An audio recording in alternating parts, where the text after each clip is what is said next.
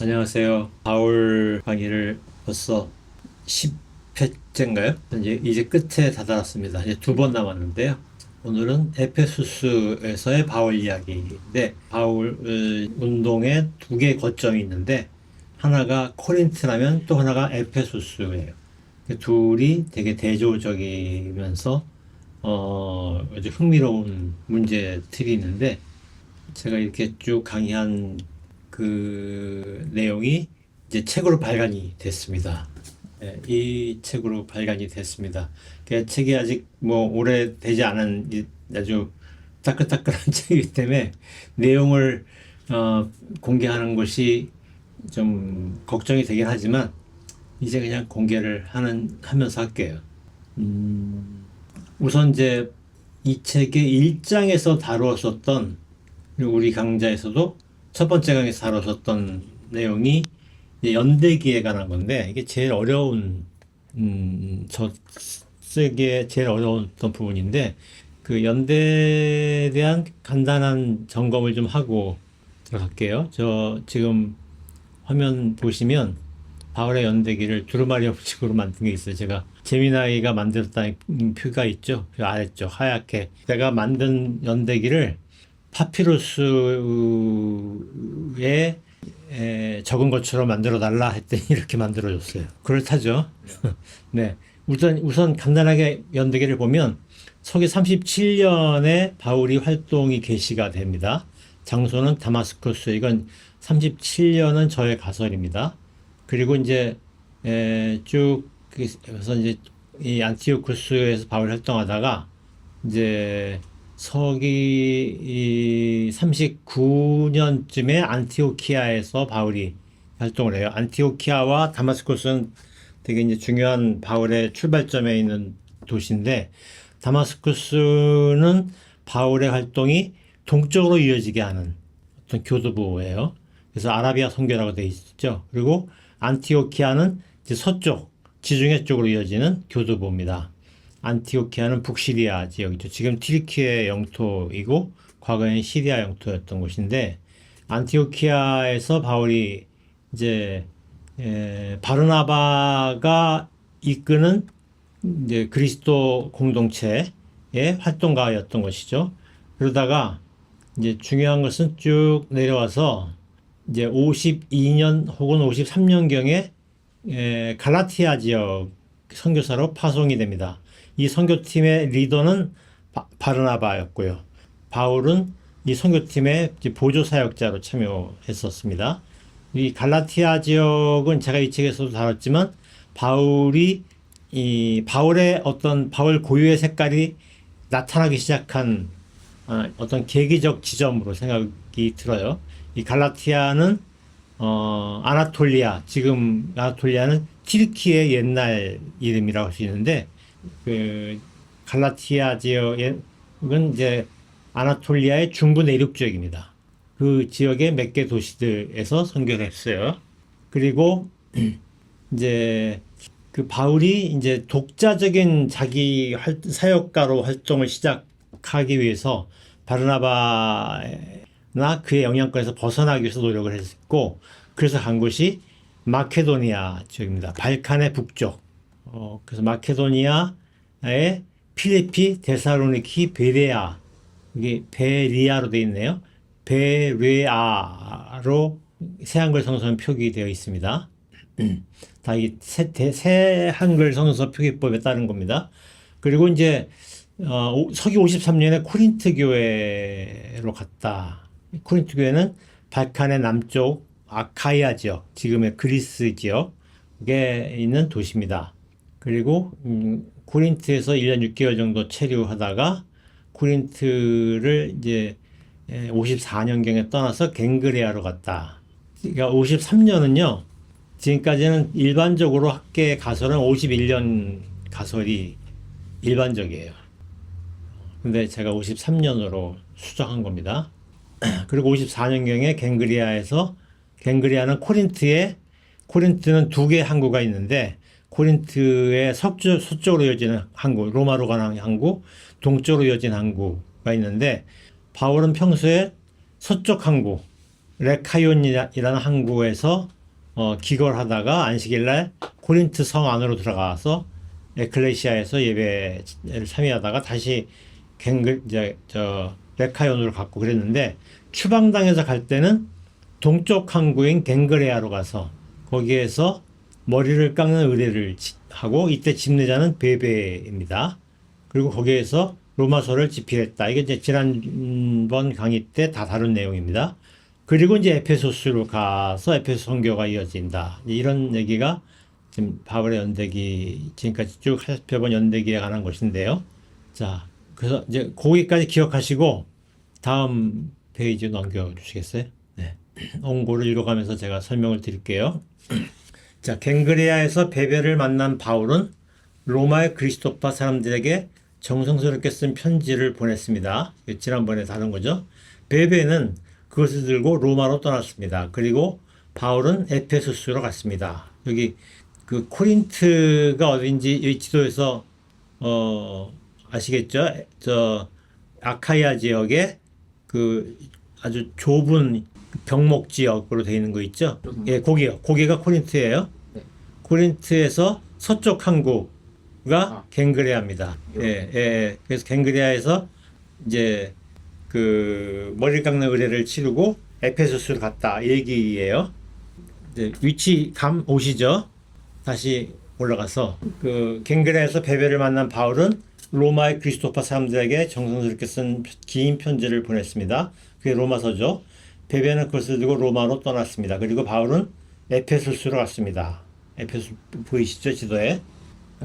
그리고 이때 고린트에서 만난 바울의 동역자인 프리스카와 아골라가 바울과 동행을 했어요.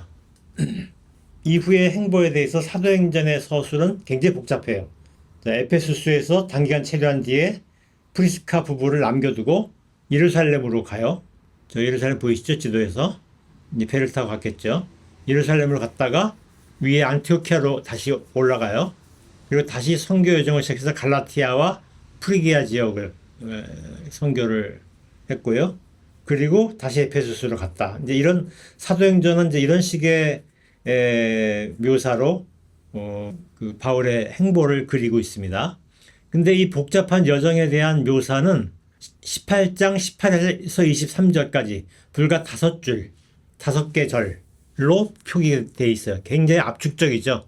그러니까 어디에서 어디로 갔다 이렇게 간단한 행보만 언급하고 있어요. 그러니까 에피소드는 없다는 얘기예요. 그러니까 이 얘기는 이제 이 사도행전 저자가 참고했던 어떤 문서가 있거나 어떤 전승이 있을 거 아니에요. 그 전승에 나오는 어떤 행보에 대한 묘사를 거의 그대로 따랐을 것이라고 추측이 돼요.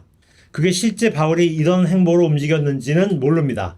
그러나 이제 바울 이전에, 사도행전 이전에 있었던 어떤 그 바울 행보에 관한 어떤 기록이나 전승에 의지해서 쓴 것일 것이다.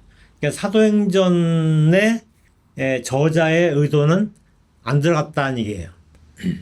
그래서 에페소스는 아주 행보만 간결하게 묘사합니다. 에피소드 없이. 그런데 에페소스로 돌아와서 이곳에서 겪은 이야기는 19장, 20장 두 개 장에 걸쳐서 길게 다뤄져 있습니다. 또 기간도 3년이나 된다고 합니다.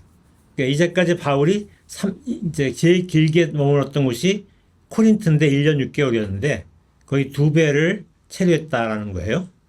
긴 체류예요. 이 여정에 대한 사도행전의 서술, 그러니까 에페소스, 예루살렘, 안티오키아, 갈라티아, 프리기아, 에페소스, 이게 아까 위에서 지도에서 살펴봤던 거죠. 그 서술이 그대로 사실을 반영하는지는 몰라요. 다만 에페소스를 거점으로 해서 아나톨리아가 튀르키예의 옛 이름이라 그랬죠. 아나톨리아, 마케도니아는 코린트가 있는 지역이 이제 아카이아인데 그 위쪽, 그러니까 그 위에 마케도니아 더위, 예, 그쪽이 이제 그 발칸 반도의 위쪽이에요. 거기가 마케도니아 지역. 예, 그 마케도니아에서 이제 있었고, 그 다음에 밑에 아카이아는 코린트가 있는 지역입니다. 위치 아시겠죠? 아나톨리아, 마케도니아, 아카이아 다 어딘지 아시겠죠? 그죠? 아나톨리아는 튀르키예 일대를 아나톨리아라 그래요. 그리고 마케도니아는 발칸반도의 위쪽. 그 다음에 밑에는 아카이아입니다. 그래서 그 에페소스를 거점으로 삼아서 아나톨리아를 돌아다니고 마케도니아로 가고 아카이아로 가는 이렇게 이제 이렇게 펼쳐지는 그래서 여러 교회 간 네트워크가 구축되면서 선교 활동이 벌어졌다라고 추정할 수 있다는 점입니다. 그런 점에서 에페소스에서 바울은 선교의 새로운 전기를 맞이했다라고 할 수 있어요.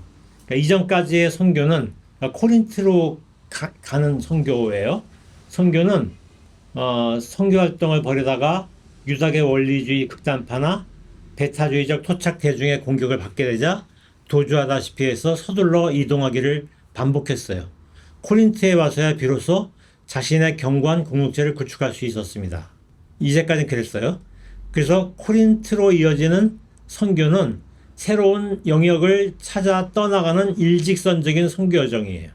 그래서 이런 선교를 프론티어 선교라고 제가 명명을 했습니다. 고린트는 그 프론티어 선교의 종착지였습니다. 바울 선교의 이제 일기라고 할 수 있죠. 근데 에페소스에서 시작되는 선교는 양상이 달랐습니다. 이제는 일직선적으로 이동해 가는 게 아니라 에페소스를 거점으로 해서 여러 장소들이 연결되고 확산돼요. 갔다가 돌아오고 이런 식으로. 그래서 일종의 에페소스는 플랫폼 선교의 허브가 된다라는 얘기입니다. 이 표현 이해 가시겠죠? 자, 넘어가겠습니다. 자, 이제 에페소스 얘기를 본격적으로 할게요. 사도행전에 의하면 이 도시에서 바울은 3년이나 체류했습니다. 그중 3개월은 회당에서 이후 2년은 티란노스 스콜레에서 활동했습니다. 티란노스 스콜레는 우리가 흔히 두란노 학당이라고 부르는 것을 제가 티란노스 스콜레라고 썼어요. 이게 이제 티란노스 스콜레를 음역하고 번역한 게 두란노 학당이에요. 티란노스를 음역하면 두란노가 됐고, 스콜레를 번역하면 학당으로 번역한 거죠. 저는 오역이라고 생각했기 때문에 제가 티란노 스콜레라고 한 건데 그 얘기는 뒤에 할게요. 그러니까 2년 3개월 얘기가 나온 거죠. 3개월은 회당, 2년은 티란노 스콜레. 그러면 3년 중에서 9개월은 뭔가? 이건 의문이 들죠. 그러니까 3 플러스 3개월 플러스 24개월을 그냥 3년이라고 표기한 건지 아니면 그 사이에 뭐가 있는지는 모르겠어요. 그래서 그 공간, 그 공백을 메울 상상은 다양하게 할 수가 있습니다. 다 근거는 없어요. 하지만 여기서는 이 문제에 더 집중하지는 않을 겁니다. 왜냐하면 더 중요한 문제가 있어서 그거에 집중하기 위함입니다. 더 중요한 문제는 뭐냐면 긴 체류와 관계가 있어요. 이제까지 바울은 한 곳에서 이렇게 긴 시간을 보낸 적이 없습니다. 또 그곳이 에페소스라는 사실이 되게 의미심장합니다. 이제 그 얘기를 본격적으로 하겠습니다. 우선 단서 하나가 눈에 띄어요. 그 단서가 뭐냐면 티란노스 스콜레라는 단어입니다. 두란노 학당 또는 두란노 서원이라고 우리가 알고 있는 바로 그것이 티란노스 스콜레예요. 두란노는 티란노스를 음역한 것입니다. 그리고 학당 또는 서원은 스콜레를 번역한 것입니다. 한데 이렇게 쓰면 그 속에 담긴 함의가 도무지 추정이 안 가요. 도대체 두란노 학당이 뭐야? 이게 의문이 든다는 거죠. 그래서 두 헬라어 단어를 좀 더 깊게 살펴봐야 하겠어요. 우선 스콜레라는 단어를 보겠습니다. 대부분의 한글 성서들은 학당 혹은 서원이라고 번역을 했습니다. 영어 성서들도 대체로 스쿨로 번역을 했습니다. 그런데 이제 스콜레의 뉘앙스와 번역어들은 좀 차이가 납니다. 스콜레는 우리가 스쿨이 노는 곳이에요. 우리 머릿속에서. 예, 노는 건 아니잖아요. 우리 머릿속에는. 그죠? 근데 스콜레라는 단어는 힘겨운 노동을 멈춘 시간을 가리키는 장소를 뜻할 때 써요. 그러니까 약간 우리가 말하는 스쿨하고 느낌이 다르죠? 학당, 서원과도 느낌이 좀 다르지 않겠어요? 그래서 그렇게 번역하면 안 된다라는 얘기입니다. 스콜라죠. 제가 주 2를 한번 보시겠어요? 주 2를 보면 고린도전서 7장 5절을 보면 이 단어의 동사형이 나옵니다. 동사가 스콜라조예요. 근데 스콜라조는 여기서 어떤 뜻이냐면 짬을 냈다. 내가 짬을 내서 당신들한테 가겠다. 이 얘기할 때 이 단어를 써요. 그러니까 이 스콜레는 스콜라조의 이제 장소를 가리키는 명사형이니까 그 학당, 서원 이것과 좀 스쿨 이것과 좀 뉘앙스가 다르다 이거예요. 그런데도 이제 학당, 서원이라고 번역한 것은 이제 많은 문서들에서 그렇게 사용되고 있는데요. 왜냐하면 문서를 쓴 사람들은 이 고대 시대의 스콜레라는 단어를 기록해서 어떤 자기 문서 속에 넣었었던 사람들은 문자 사용층이잖아요. 전체 인구의 한 1% 되는 사람들이에요. 그 사람들은 대체적으로 노동하는 사람들이 아니잖아요. 그러니까 그 사람들은 노동을 천시 여겼어요. 근데 그래서 노동을 천시 여긴 사람들이 너희들은 노동을 하지만 우리는 그 시간에 사유를 하는 수행을 한다. 이제 이런 의미에서 스콜레란 말을 썼어요. 그러니까 이제 스콜레가 학당, 서원, 스쿨 이렇게 번역할 수 있는 맥락은 거기에 비롯된 겁니다. 근데 바울이 그런가라는 것을 이제 물어야 되는데요. 이제 그러니까 학문의 수련의 장으로서 학당은 스콜레의 하나의 용례였다는 거예요. 그리고 그 용례는 엘리트 계층에 의해 전유된 용례겠죠. 근데 이런 번역은 바울과 어울리지가 않습니다. 알다시피 바울은 떠돌이 예언자입니다. 아주 그래서 곳곳에서 후원자가 없을 때는 뼈 빠지게 노동을 해야 했어요. 그런 사람한테 쉼의 공간이 학당일 리는 별로 없겠죠. 후원자가 없다면 노동해야만 생존할 수 있는 삶을 살았던 거예요. 그러니까 학당 같은 지식인과를 2년간이나 사용했다라는 것이 가능할까요? 바울은 가난할 뿐 아니라 상징 권력도 없는 떠돌이 예언자입니다. 그래서 스콜레를 학당으로 옮긴다라는 것은 바울한테는 어울리지 않는 번역입니다. 말씀드린 것처럼 스콜레는 쉼과 관계된 공간입니다. 바울 같은 떠돌이 이방인과 어울릴 만한, 그리고 바울과 함께 했던 많은 하층의 떠돌이 대중과 어울릴 만한 스콜레를 상상해야만 이 의미가 해석될 수 있을 것 같아요. 그런 관점에서 이제 저는 어떻게 상상하냐면, 지중해 뜨거운 햇빛이 장렬하는 시간을 피해서 낮잠을 자거나 휴식을 취하는 시간, 노동자들의 시간이죠. 그런 시간을 우리는 시에스타라고 그랬어요. 그런 장소, 시에스타의 장소일 거 아니에요? 저는 스콜레가 이런 시에스타의 장소가 아닐까 이런 추측을 했습니다. 시에스타가 이제 주에 보면 주 어디 있냐면 주 3에 보면 지중해 인근의 여러 사회들에서 한낮의 뜨거운 태양을 피해서 휴식을 취하는 관습이 있었어요. 시에스타라는 말은 라틴어 호라 섹스타에서 유래한 것입니다. 그 이제 그리스어로 음역한 게 시에스타예요. 이 라틴어 어구를 직역하면 여섯 번째 시간이라는 뜻입니다. 그것은 일출 이후에, 하루는 일출부터 하루가 시작하잖아요. 이 사회는. 일출 이후에 6시간이 지난 시간, 그러니까 아마 12시간쯤이겠죠. 12시쯤이겠죠. 그 시간을 가리킵니다. 근데 실제로 오래된 관습은 시에스타는 2시부터 5시쯤이었어요. 아무튼 이제 시에스타의 장소가 제가 보기에는 그 스콜레의 의미가 아니었을까 이렇게 추측이 된다는 것이죠. 사람들은 그것을 티란노스와 연결시켜서 말했습니다. 티란노스, 이거 제 책에서는 이 티란노스란 단어를 제가 이제 이걸 그 개념사적으로 설명한 게 주 4에 나오는데요. 티란노스는 폭군 혹은 압제자로 번역되는 타일런트의 어원이 되는 헬라어 단어입니다. 그러니까 이 용어는 본래 군주를 뜻하는 바실레우스와 대조되는 개념이에요. 바실레우스는 정상적인 왕인데 티란노스는 약간 폭군이나 뭐 이런 비정상적인 통치자를 가리킬 때 썼다는 거예요. 그래서 혈통이나 의례나 관습에 의해 정당화된 왕권 질서 바깥에서 등장한 비정통적 통치자가 티란노스였다라는 거예요. 근데 이제 이 말만 가지고 여기 본문을 해석하면 안 될 것 같은데요. 왜냐하면 애초에 이 단어가 부정적 뉘앙스를 가지는 지도자를 뜻하는 것은 아니었다라는 거예요. 마치 이제 우리가 성서에 사가 있잖아요. 그 성서에 사사 있죠. 저 사사기에 나오는 사사들. 그 사사는 그 부족 동맹 시대에는 부정적인 통치자라는 의미가 아니었는데 왕권 제도가 성립하면 이 사사들은 다 부정적인 의미의 통치자를 가리키는 단어로 전용이 돼요. 그러니까 이제 그런 것과 비슷하게 타일레트, 티란노스도 그런 식으로 변형되었을 것이라고 추측이 됩니다. 이 시기에 지금 이 바울이 이 단어를 쓸 때는 왕권제 사회였으니까 많은 문서들에는 부정적인 통치자를 뜻하는 단어로 쓰였단 말이에요.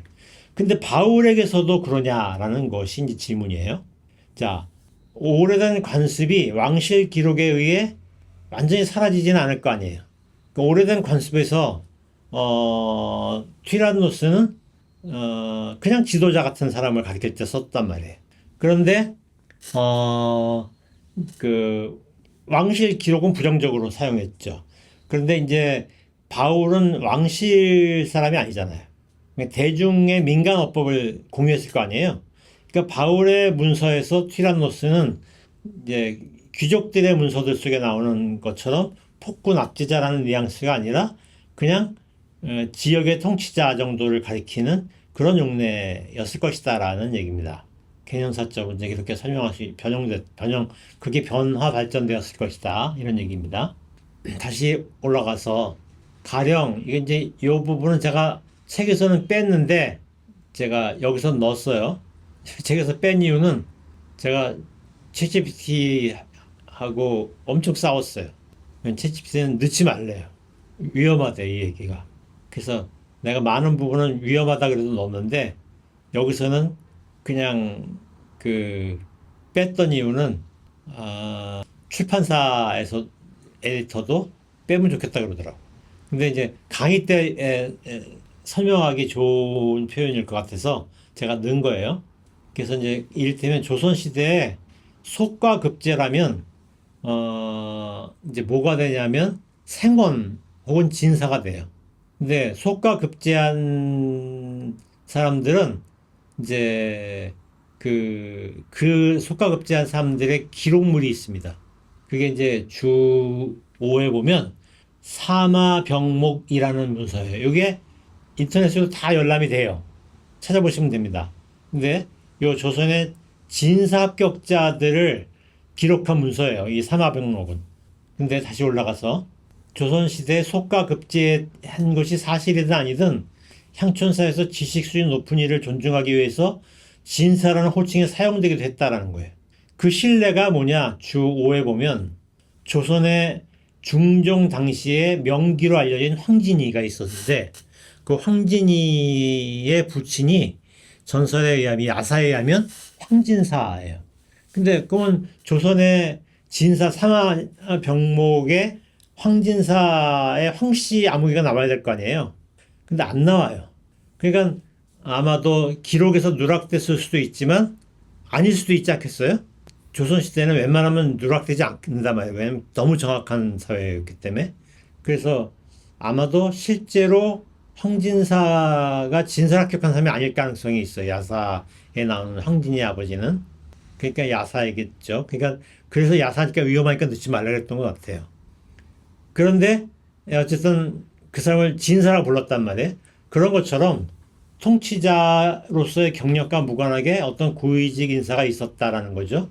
그 인사가 도시 민중을 향해서 쉼터가 되는 공간을 만들어줬다. 이게 티라노스 콜레라고 저는 해석을 한 거예요. 잠시만요.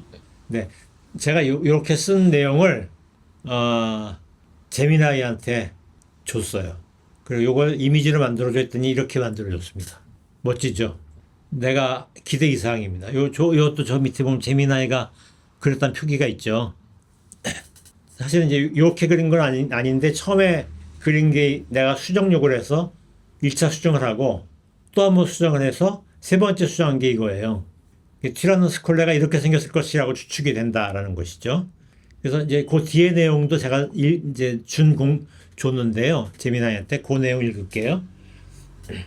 고된 노동에 지친 선창가 노동자들은 한낮에 떼약볕이 쏟아지는 이곳에서 휴식을 취하거나 낮잠을 잤을 것입니다. 또 정박한 배의 선원, 순례자, 떠돌이 철학자와 예언자, 생계를 위해 이리저리 떠돌아다니는 이주 노동자, 하급 군인들, 상인들 등 온갖 서민이 이곳을 드나들었다라는 것입니다. 사람들은 여기서 삼삼오오 수다를 떨기도 하고 개똥 철학이나 종교적 논쟁을 벌이기도 했을 것입니다. 또 한쪽에서는 생필품을 사고 파는 벼룩시장이 열리기도 했을 것이에요. 공공쉼터이기도 하고 시장이기도 하며 수많은 대화와 토론, 논쟁이 벌어지는 난장이기도 했다는 얘기입니다.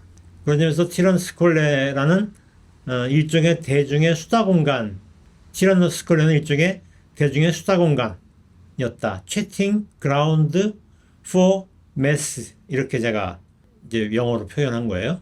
그래서 요렇게 주고 요걸 그림이 만들라 할 때 이렇게 만든 거예요. 이렇게 티란스콜을 해석한 선례는 아마 없을 거예요. 그러니까 제미나이는 선행 자료가 없어요. 오직 내가 준 게 유일한 자료인데 그걸 가지고 이렇게 그린 거예요. 정말 멋지게 그리지 않았어요? 제 기대 이상이었습니다. 티라노스 스콜라의 고고학적 단서들은 그냥 원래 없는 없어요. 거예요? 그냥 말만 우리가 둘러넣어서 네. 막 이렇게. 네. 저런 고고학적 그 건조물이 저게 실제 있었다면 저게 남아있겠어요? 저렇게 지은 집이? 2000년을. 그러니까 불가능했겠죠. 자, 다시 본문으로 가서 회당에서 밀려난 바울과 그의 공동체는 이곳으로 왔습니다. 코린트에서처럼 회당 옆에 번듯한 독재적 건물을 에클레시아로 전용하던 것과는 전혀 다른 것입니다. 제가 지난 강좌 참조하시면 알겠시겠는데 코린트에서는 회당이 도시 성 안에 아고라가 이제 그 코린트의 중심가인데 아고라 광장 한쪽 편에 회당이 있었단 말이에요. 근데 회당에서 쫓겨났어요, 바울이. 쫓겨났는데 어떤 사람이 그 교회로 쓰라고 공간을 공여해 줬어요. 그 공간은 어디 있었냐면 회당하고 벽을 같이 하고 있어요. 이게 이제 회당이 이렇게 생겼다면 이 벽을 같이 하는 여기가 에클레시아였다는 거예요. 여기 벽이 있고. 그러니까 아고라 한복판에 있었던 거죠. 그러니까 도시 중심가에 있었던 거예요. 그 다음에 이곳은 이제 어떤 유력층이 줬으니까 약간 이제 독자적인 어떤 예배터 아니겠어요? 그러니까 고린트처럼 회당 옆에 번듯한 독자적 건물이 에클레시아로 전용되었다라는 것이 이제 코린트의 에클레시아인데 여기과는 전혀 다른 곳입니다. 회당에서 밀려나서 티라노스콜레 위에 같은 곳으로 온 거예요. 물론 의도해서 그렇게 간 것은 아닙니다. 근데 밀려나서 간 거예요. 다른 방도가 없어서 간 겁니다. 그 누구도 독점할 수 없는 그런 곳에서 바울교 공동체는 2년간이나 모임을 계속했습니다. 코린트 에클레시아는 바울 공동체가 독점했단 말이에요, 공간을. 여기는 누구도 독점할 수 없는 곳에서 2년간이나 모였어요. 한두 달 모인 것도 아니고. 사도행전은 보면 이곳의 분위기를 디알레고메노스라는 단어로 표현하고 있습니다. 디알레고메노스, 물론 그 바로 위에서 보면 회당 안에서도 바울은 디알레고메노스라는 거 했다고 써 있어요. 근데 이 단어는 서로 말한다라는 뜻이거든요. 근데 이제 이 티라노스콜레에서 디알레고메노스는 뭘까라는 것인데요. 우선 디알레고메노스를 영어의 다이얼로그의 어원이 되는 단어예요. 그런데 이제 회당에서 디알레고메노스 했다라는 것은 반대파와 치열하게 논쟁했다라는 얘기거든요. 그리고 그 논쟁 결과 쫓겨났어요. 그러니까 이건 싸움의 언어죠. 디알레고메노스는 싸웠다라는 뜻입니다. 근데 대중의 수다 공간으로 밀려난 바울과 그의 공동체가 함께 나눈 모임에서 사용된 디알레고메노스는 뉘앙스가 다릅니다. 여기서는 다음 페이지. 여기서는 승부를 건 논쟁이 아니라 서로 얽혀서 삶의 얘기를 나누는 모습이 담겨 있습니다. 그러니까 이곳에서는 말하는 이와 듣는 이가 따로 있는 게 아니고요. 서로 이야기를 나누는 방식으로 모임이 진행되었다라는 얘기입니다. 서로 이야기를 나눈다라는 것이 의미하는 것은 강론자가 따로 없는 모임이라는 뜻입니다. 아니, 모두가 강론자인 모임입니다. 심지어 그곳엔 바울 공동체만이 아니라 여러 부류의 사람들이 뒤섞여 있었으니까 이게 공동체 멤버가 누군지 그 경계가 흐릿해요. 그러니 하나의 이야기 주제가 있는 것도 아니고 일정한 순서가 정해진 것도 아닙니다. 사람들이 서로 엉켜 이렇다 할 중심이나 정해진 주제나 형식도 없이 수다를 떨면서 모임을 계속했다라는 것입니다. 2년간이나 말입니다. 다시 앞에 그림을 볼까요? 자, 이런 곳이란 얘기예요. 여기서 이곳에 있는 모든 사람들이 바울의 공동체 멤버들이 아니에요. 그들도 있고 다른 사람들도 있어요. 심지어 앞에서 장사하는 자판이 벌어지기도 했어요. 개똥 철학자도 있어요. 서로 여기서 막 사람 얘기를 주고받으면서 해요. 그러니까 여기서 강론자가 따로 있을 수가 없죠. 서로 강론자가 되는 것이죠. 그러니까 수다의 공론장, 채팅 그라운드라는 얘기가 실감이 나시죠? 자, 다음 장으로 넘어갈게요. 자, 이것은 새로운 실험입니다. 새로운 공동체의 모습입니다. 새로운 중요성의 양식입니다. 한마디로 수다의 영성이 풍겨 나오는 예배가 티라노스 스콜에서 구현되었다는 얘기입니다. 제가 이것을 채팅 그라운드라 했잖아요. 수다 영성은 스피리추얼리티 오브 채팅이에요. 제가 영어 뉘앙스가 더 느낌이 살 것 같아서 제가 영어를 넣은 거예요. 자, 수다 영성은 뭐냐면 대놓고 경건해지려는 종교성이 아닙니다. 그냥 수다 떨면서 이야기하다 보니 문득문득 깨달음의 순간이 있고 낯설었던 이들이 서로 연결되어 있다는 공감도 생기고 어느 순간 말하지 않아도 서로에게 위안이 되는 그런 영성이 하나의 문화처럼 그것을 품어버렸다라는 것입니다. 그렇다면 앞에서 에페소스에서 바울의 선교가 플랫폼 선교라고 말한 것과 맥을 같이 하는 탈중심적인 네트워크로서의 플랫폼적 예배가 이곳에서 실험되었다라는 것이 아닐까 하는 것입니다. 자, 감이 좀 오시죠? 다음 페이지로 갈게요. 자, 이제 긴장스러운 얘기인데 에페소스는 1세기 로마 제국 전체에서 5손가락 안에 들 만큼 거대한 도시입니다. 교통이나 무역량은 입지상 유리한 코린트가 더 활발했을 것으로 보입니다. 다시 지도를 볼까요? 앞에 장. 여기 보세요. 코린트, 빨간 점 찍어진 코린트는요, 그 아드리아해, 로마와 연결되는 아드리아해와 튀르키예와 연결되는 에게해 사이에, 두 개의 바다 사이에 있는 항구 도시예요. 그러니까 교통이나 무역량이 에게해로만 열려있는 에페소스보다 코린트가 더 많았을 거 아니에요? 위치상. 자, 그런데 다시 본문으로 돌아와서 교통이나 무역량은 입지상 코린트가 더 유리했어요. 하지만 무역의 거점일 뿐 아니라 소아시아 속주의 정치와 행정의 중심지였고 무엇보다도 넘사벽의 종교 성지였다는 점에서 에페소스의 인구 밀집도와 유동성은 코린트를 압도했습니다. 우선 제가 소아시아 속주라는 말을 썼잖아요. 주 8을 볼까요? 자, 주 8, 1세기 아나톨리아 지역의 속주는 대략이에요. 소아시아 속주. 그러니까 원래 아시아 속주인데 이제 소아시아라고 쓴 거예요. 아시아 속주, 갈라티아 속주, 비티니아 폰투스 속주, 길리기아 속주, 카파도기아 속주. 이게 이제 아나톨리아의 속주예요. 그 중에 하나가 소아시아 속주예요. 소아시아 속주는 이제 에페소스가 있는 지역 일대가 소아시아 속주입니다. 아까 에페소스 지도 한번 볼까요? 자, 에페소스가 있는 그 지역 일대가 소아시아 속주예요. 자, 그 소아시아 속주의 중심지가 에페소스란 말이에요. 정치의 중심지란 말 이해하시겠죠? 그리고 이제 에페소스의 신전은 고대 로마 제국 전체의 3대 신전 중에 하나예요. 저 밑에 신전 나오죠? 이것도 재미나이가 그린 건데요. 고대 로마 제국의 3대 신전 중에 하나였다. 그러니까 굉장히 큰 도시예요. 그래서 인구가 코린트의 2~3배가 됐어요. 얼마나 큰 도시인지 알겠죠? 에페소스의 아르테미스 신전은 아나톨리아뿐 아니라 로마 제국 전체에서도 손꼽힐 만큼 거대한 신전 네트워크를 구축하고 있었습니다. 신전이 일으키는 경제적, 정치적 파급 효과는 말할 것도 없습니다. 신전 인근에는 제휴용품 관련 산업이 크게 발달했습니다. 순례객의 숙박과 생필품 시장도 크게 성행했습니다. 나아가 종교적 신뢰에 기반을 둔 금융 허브 역할도 간과할 수 없습니다. 여기에는 귀중품 보관, 현물과 현금의 예치, 대부 기능 등이 포함됩니다. 그뿐이 아닙니다.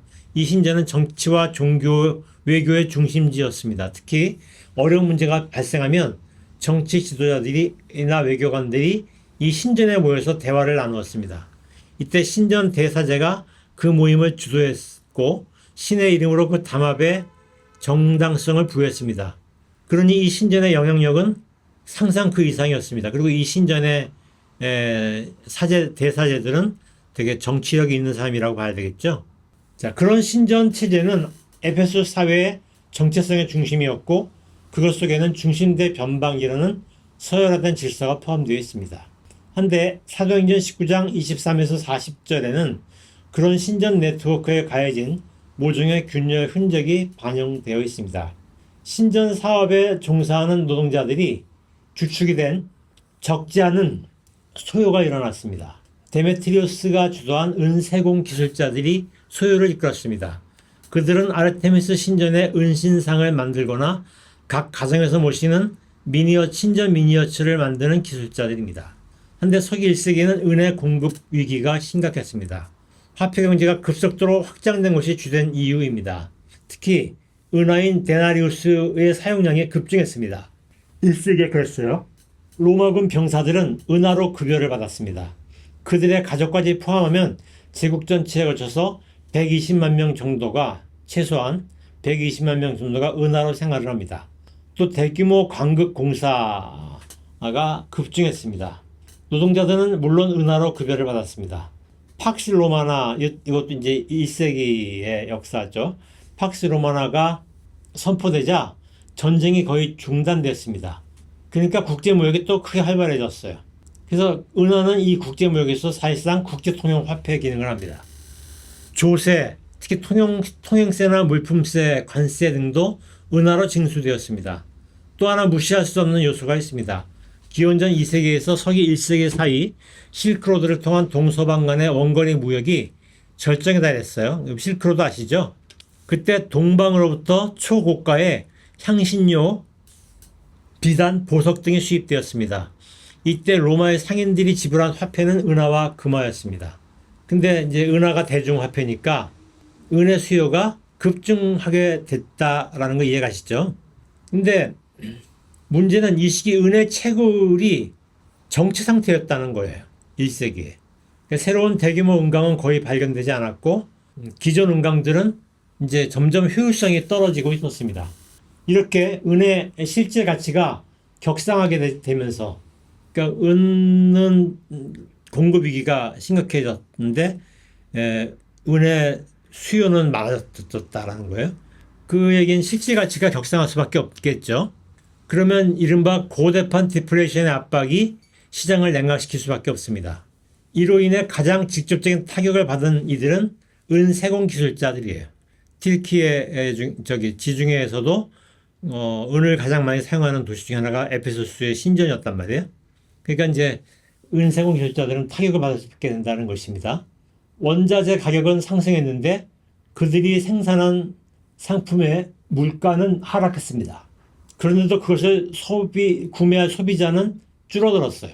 해서 은세공 기술자들의 불만은 점점 불타오르고 있었습니다. 문제는 그들 자신도 왜 시장이 얼어붙었는지 알지 못했다라는 거예요. 해서 온갖 음모론이 횡행했고 그런 담론의 확산은 불만을 분노로 전환시키는 도화선이 되곤 했습니다. 그때 데메트리우스가 등장합니다. 그는 아마도 은세공 기술자 조합의 대표자쯤 되는 사람으로 보여요. 사도행전에 의하면 그는 바울이 이끄는 그리스도파를 공격의 대상으로 지목하면서 이렇게 말합니다. 이 자들은 사람 손을 거쳐 생겨난 것은 가짜라고 떠들어댔소. 자신들이 겪고 있는 소비 격감의 원인을 찾았다고 주장하고 있는 것입니다. 이제 그 자들을 공격하면 될 일입니다. 하지만 그렇게 하면 이 논리는 치졸한 복수로만 보이겠죠. 그자에게서 이제 뭔가 공격의 공적 알리바이가 필요해요. 그러니까 쟤들이 나빠서 우리가 공격하는 거야라는 알리바이가 필요한 거예요. 하여 그는 이렇게 자신들의 보복을 정당합니다. 그 자들의 망발로 인해 위대하신 아르테미스 여신의 신전이 아무것도 아닌 것으로 여겨질 위험에 처하게 됐소. 거의 전체가 신전 네트워크에 얽혀 있다고 해도 과언이 아닌 도시에서 일부 몰지각한 이방 것들이 와서 함부로 신성 모독의 말을 짓거려대고 있다는 논리를 펴고 있습니다. 기다렸다는 듯이 도시의 토착 대중은 너무나 빨리 흥분에 휩싸였습니다. 실은 그들도 복수할 대상이 필요했던 참입니다. 삶을 옥죄고 있던 생활고로 스트레스가 폭발하기 일보 직전이었습니다. 누구든 보이기만 하면 당장이라도 흠칫 두들겨 패고 싶었던 심정입니다. 그들 자신의 욕망과 결핍이 원인이겠지만 어떤 타깃이 어떤 타인들이 구타유발자들로 지목되고 그럴 만한 언행을 했다고 폭로되는 순간 폭력의 욕구는 행동으로 표출됩니다. 그런 명분을 제공해준 이가 바로 데메트리오스입니다.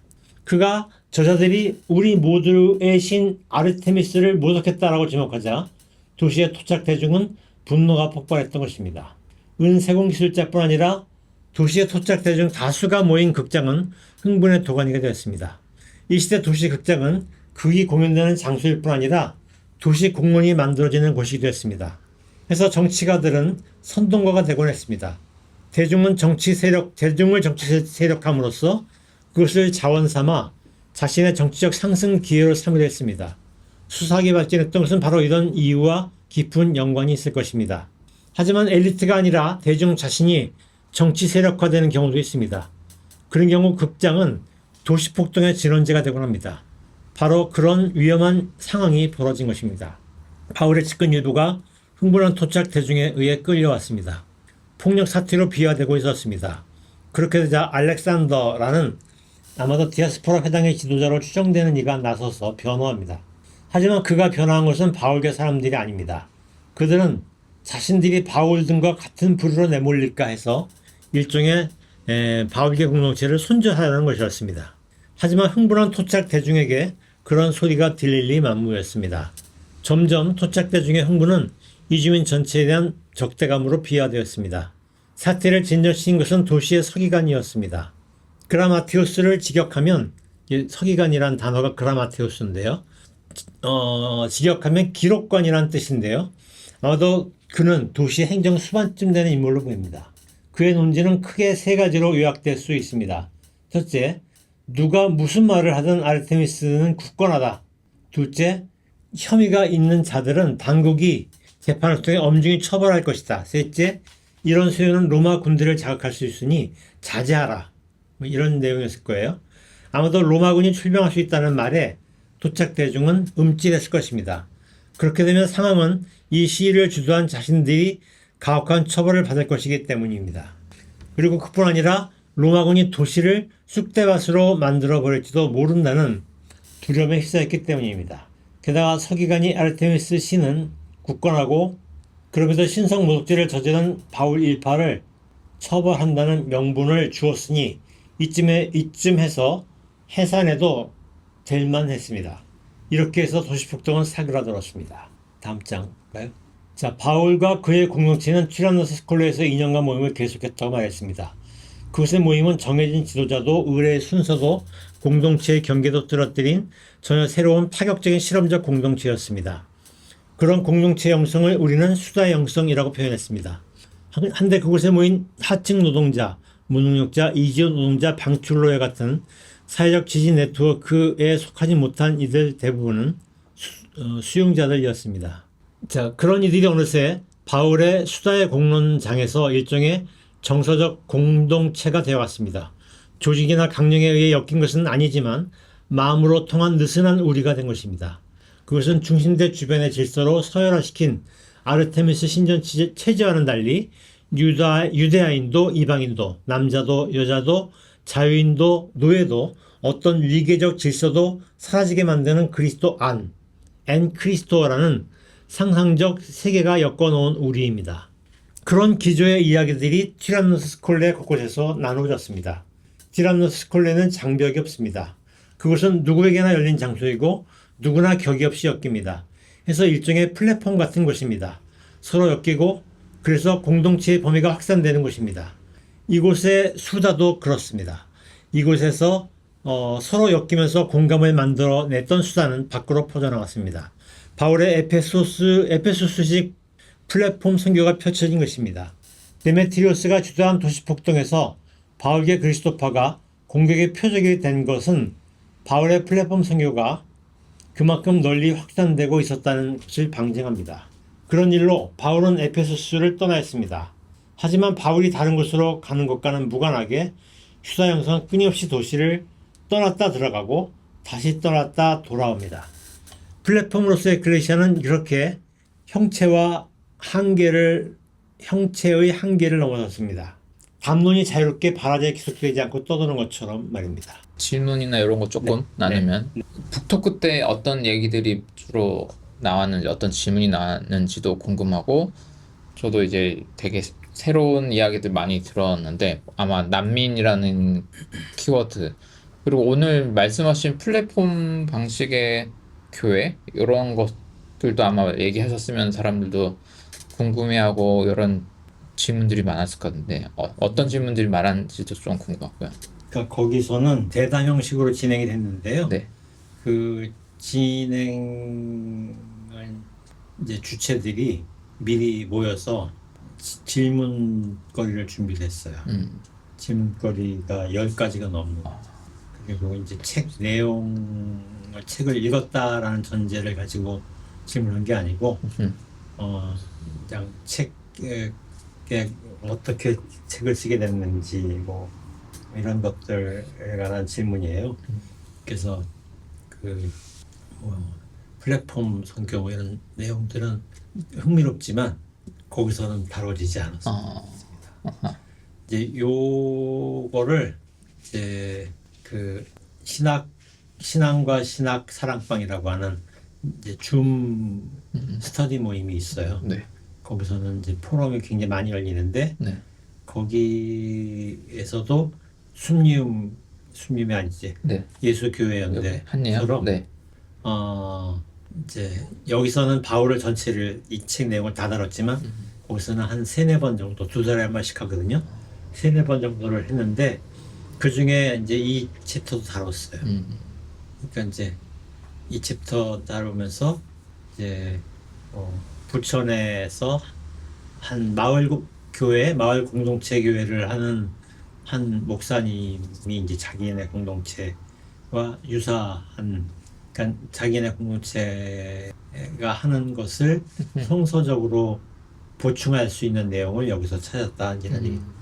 이제 그 교회가 이제 원래 민중교회였으나 재개발되면서 그냥 소시민들이 사는 이제 지역인데 소시민들 교회가 이제 그 교회 교인의 정체성이 센 게 아니고 그 교회 교인들이 그 동네에 있는 많은 뭐 커뮤니티의 일원들, 그러니까 그 다 서로 뒤얽혀 있어요. 한 마을이 그냥 다 뒤얽혀 있어요.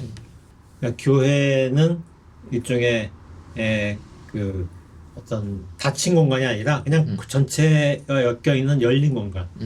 그래서 그분은 그걸 마을 목회라는 말을 썼거든요. 교회 목회가 아니고 그런 거와 비슷한 느낌으로 티라노 스콜레를 자기가 느껴졌다. 그러면서 이제 그거에 관해서 쓴 글을 저한테 이제 공유도 해주고 책을 또 선물해주기도 하고 그랬는데 그런 얘기도 있었고 또 사람들이 이제 수다의 형성, 수다의 공간 뭐 이런 말이 되게 흥미로웠나 봐요. 되게 채팅이라는 영어가 많이 느낌이 다가와서 이제 그런 거 가지고서 되게 이제 막 사람들이 그 단어의 임팩트가 되게 막 영향을 많이 미쳤나 봐요. 많이 얘기꽃을 피우면서 막 온갖 얘기를 나눴죠. 아무튼 저도 어떻게 보면 하나의 플랫폼 네트워크 방식의 작은 모임을 하고 있고 다만 이제 온라인도 좀 하다 보고 오프라인 이렇게 하고 하다 보니 이제 그거를 이제 저는 성서적 뭐 근거를 가지고 하기보다는 지금 현실 상황에서 뭐 코로나 때 이렇게 되고 막 하다 보니까 하게 되고 저희도 이제 그래서 저희도 다음 달에 고민인 게 이제 오픈 톡방이 있고 그냥 공동체 톡방이 있으면 오픈 톡방은 진짜 아무나 와서 되고 공동체 톡방은 그래도 어떤 최소 우리 공유해야 될 정체성이 뭘까 막 이런 걸 고민하면서 하고 있거든요. 그래서 근데 이제 우리가 뭐 왠지 1세기, 2세기 교회 하면은 어떤 밀폐된 공간에서 그들만이 알 수 있는 종교 언어로 성찬이라는 코드를 나누면서 혹은 뭐 그 사회적 그런 박해가 있다고 하면 또 폐쇄적으로 이렇게 돼서 그런 그 리추얼 중심의 종교적 신비 감수성 위에서 뭔가 움직일 것 같은 이미지도 좀 있는데 이게 그 초기 교회 이제 교회가 형성될 때 이미지가 투사돼서 그럴 수도 있고 근데 아까 이제 제미나이로 만들어준 이미지긴 하지만 이렇게 오픈된 공간에서의 어떤 대화와 소통 방식의 이것도 굉장히 중요한 축으로 둔다고 할 때, 저도 사실은 이런 스타일의 종교와 영성이 맞긴 하거든요. 그런, 가톨릭이나 성공의 예전을 간다고 제가 거기서 어떤 신비감을 느끼고 이런 성격도 아니어가지고, 그래서 좀 더 와닿았고, 이런 방식의 오픈 방식의 요게 바울의 여정이나 뭐 1세기 교회에서 이게 좀 중요한 것 중, 다양한 것 중에 하나로 이해하면 되는 건지 아니면 이게 좀 메인으로 보시는 건지 예를 뭐 고린도 교회나 뭐 다른 교회는 조금 성격이 다르고 여기 요 에베소만의 특징인지 아니면 바울 교회론의 어떤 방향성인지 어떻게 이해하면 좋을까요? 그러니까 바울 공동체가 다 이랬다고 얘기할 수는 없잖아요. 그죠? 그 코린트 교회는 이제 코린트 교회식으로 발달했을 거라고 보이고 데살로니키나 뭐 필리피도 이제 그 고유한 자기 모습을 가지고 있었을 텐데 이제 바울은 필리피나 데살로니키에서는 공동체가 지속되고 있는 것을 겪지 못한 채로 도망쳤잖아요. 그리고 나서 이제 디모데와 실로아노가 이제 잘 있다는 소식을 들었고 그들한테 편지를 보낸 거죠. 그러니까 이제 그 공동체의 모습이 우리한테 잘 드러나 있지는 않아요. 코린트도 잘 드러나 있지 않지만 코린트는 이제 일종의 어떤 성격이냐면 도시 한복판에 도심에 이제 중상위 계층 공간 한복판에 있는데 그 안에 이제 민중 계층들이 참여하는 이제 일종의 계층 복합적 공동체였단 말이에요. 그러면서도 약간 민중 계층에게 포커스가 있는 공동체였던 것 같아요. 그러니까 벽을 허무는 엔 크리스토, 그러니까 그 안전 공간. 그러니까 뭐 이게 그 디아스포라 해당은 계속 너를 입증하라는 것이 중요했는데 자기를 입증할 수 없는 사람들이 어떤 일종의 이제 이곳에 오면 차별받지 않습니다라는 메시지 안에서 안전공간 같은 역할을 했던 것이죠. 근데 이제 그 에페소스는 아예 그것조차도 아니에요. 그냥 다 그런 사람들이 모여들었고 여기는 또 이게 뭐 공동체의 어떤 그 바울 중심의 공동체도 아닌 거야. 왜냐하면 2년 동안 이들은 중심이 명확한 공동체를 만들지 않았잖아요. 그냥 서로 모여서 뒤엉켜서 얘기 나눴던 것이죠. 그 현상은 일종의 담론 같아요. 그러니까 그 일종 코린트 교회 같은 특징은 다른 교회들이 다 그랬듯이 바울이 중요했어요. 명확한 지도자가 있었죠. 그리고 아마 집 내에 형식도 있었을 거예요. 예배 형식도.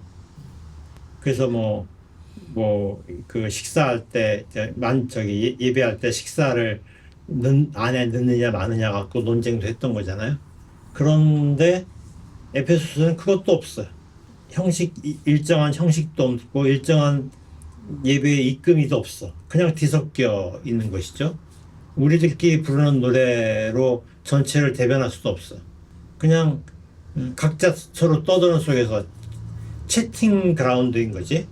그런 식으로 하는데 이제 이게 들어오고 나가는 것이 자유로운 것이 된 거죠. 그런 것이 채팅 그라운드는. 그 이제 담론이 그렇잖아요. 플랫폼이 그렇고 그래서 나는 이제 내 생각에는 그 도시 폭동을 일으킨 은세공 기술자들이 이 저런 그리 크지도 않은 티라노스콜레에 모인 그 그냥 무지렁이들이 어떻게 눈에 띄었을까? 나는 이제 이게 담론처럼 퍼져나가기 때문에 플랫폼은 그 확산성이 엄청나게 있으니까 그래서 아마도 눈에 띄었을 것 같아요. 공격당했을 수 있을 것 같아요. 더 상상을 해보면 1세기 말 지금 바울이 죽고 한 세대 이상 지나서 바울 당대의 바울 공동체는 그리스도파 운동 안에서도 마이너리티였는데 바울도 유력한 지도자가 아니었는데 1세기 말쯤 되면 전체 그리스도파 운동의 절반 이상의 지분이 바울과 할애되어 있어요. 왜냐하면 문서의 절반 이상의 바울계 문서들이 차였잖아요.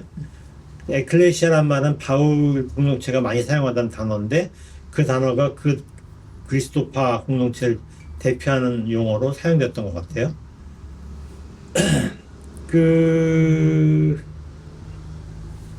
그렇게 이제 바울계 사도행전도 사도들의 행전인데 바울 행전에 할애된 지분이 50%가 넘어요. 그러니까 그렇게 갑자기 커졌다라는 것은 이게 담론 현상으로 바울 운동이 발전했던 것과 관련이 있지 않을까.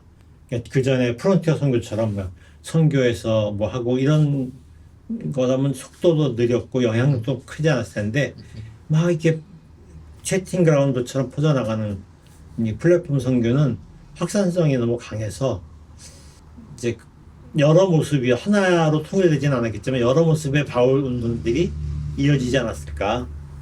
이제 그 중에서 약간 가장 제도화된 그룹들이 이제 그리스도파 운동을 주도하다 보니까 바울계 문서들이 그렇게 재편집되지 않았을까 이렇게 추측이 돼요. 그리고 이제 제2성서에서 에클레시아란 말이 바울계 문서에 많이 사용되는데 또 사도행전에서도 바울과 관련된 텍스트에 많이 사용되는데 흥미롭게도 요한묵시록에서 또 많이 사용돼요. 요한묵 7개 교회들. 7개 교회들이 집중된 곳이 어디냐? 에페소스 근처야. 뭐가 그것도 좀 우연스럽지 않아요? 그래서 나는 이제 그것도 역시 바울계 공동체의 어떤 플랫폼 선교의 이펙트가 확산성이 있다 보니까 그렇게 된 것이 아닐까. 그러니까 바울계라고 특정화시킬 수는 없더라도 그렇게 퍼져나간 것이 아닐까. 하나 더 상상을 하면 담론 현상은 몸이 없잖아요. 담론은 몸이 없어요. 몸이 없어도 돼. 바울계 공동체는 고린트 같은 공동체는 바울이 있어야 돼. 없으면 서신이라도 있어야 돼. 그 서신은 노고스 같은 권위를 가져야 돼. 그런데 담론은 권위도 없고 뭐도 없어. 그냥 채팅이야. 그런 문제의식이 딱 발달하게 좋은 게 그 요한 복음에 나오는 보혜사 개념 아닐까? 파라클레토스. 파라클레토스는 몸인 예수가 떠나고 난 다음에 어떤 영이 우리 안에 들어온다는 거잖아요. 몸이 육체성이 없어. 그러니까 담론 현상이 신학적으로 발전하면 파라클레토스가 되지 않을까? 그런데 흥미롭게도 그 요한 문서도 에페소스 근처에 바울계 플랫폼 선교가 퍼져나가는 권에서 멀지 않은 곳. 뭐 그냥 그렇게 막 상상의 나래를 막 펴다 보면 플랫폼 선교는 이런 확장성이 굉장히 큰 것이 아닐까. 이제 그것이 다 좋은 건 아닐 수 있어요. 나쁠 수도 있어요. 그런데 어쨌든 이게 퍼져나간다라는 점에서 플랫폼 선교가 미치는 힘은 상당했을 거다. 네, 그런 느낌이 들었습니다.